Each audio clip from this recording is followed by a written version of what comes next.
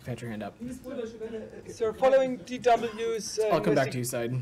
Investigation that members of the Bengali government may be involved in the torture and killings of RAB. We've been talking here about that.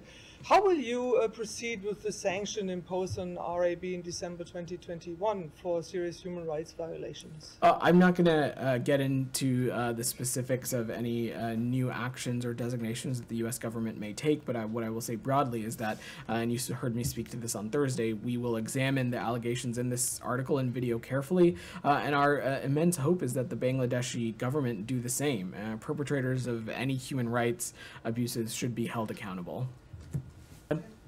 Thank you, Secretary of State just having meeting with the visiting Bangladesh foreign minister in this building right now.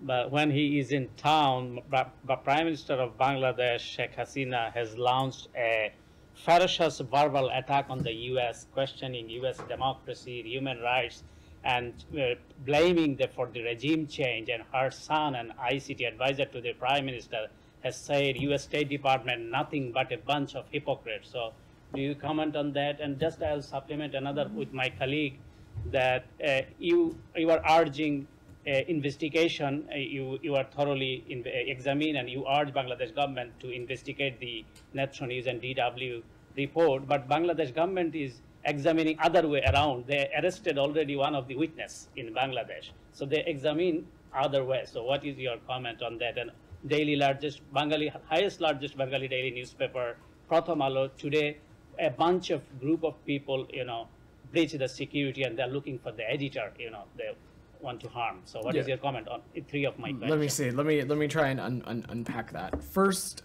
as it relates to the Prime Minister comments, look, the latest World Press Freedom Index ranked Bangladesh 162 out of 180 countries, a drop of 10 places from the previous year.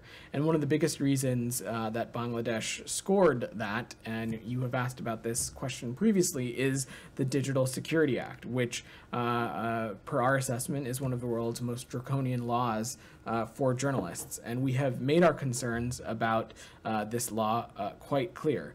A free press and an informed citizenry are key for any nation and its democratic future, and we are concerned that media and content restrictions and the impact that they might have.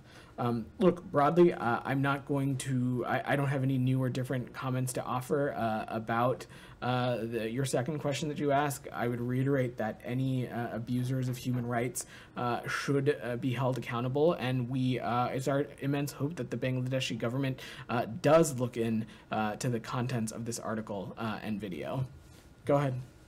Regarding Bangladesh, the main opposition party, BNP, they are demanding for a caretaker government during our upcoming election. However, the current ruling party, they are saying, and they are rigid on their stance to hold the election under the current constitution, which has already abolished the caretaker government system. In that situation, what will be the U.S. stance regarding our upcoming election? I'm sorry, I didn't hear the first part of your question. What was your question? The main opposition party, BNP, they are demanding for a caretaker government system for our election time. But the current ruling party, they are rigid on their stance to hold the election under the current constitution. The constitution has abolished the caretaker government system. Okay. On that situation, what will be the U.S. stance? So let me say two things. First is that we want to and are looking forward to deepening our relationship with Bangladesh. That's why Secretary Blinken had the opportunity to meet with Bangladesh's foreign minister today.